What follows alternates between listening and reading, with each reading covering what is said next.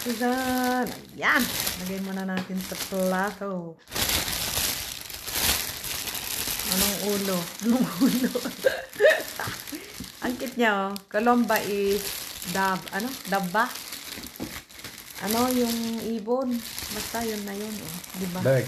Bird. Bird is okay. Alright natin. Pistachios and chocolate. Tikman natin. Saan gusto mo? Ulo? Buntot? Buntot muna. Buntot.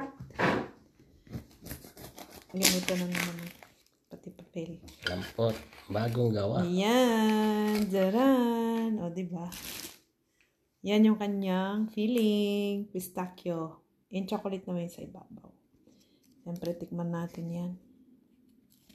Unang kagat. Jaran. Sarap!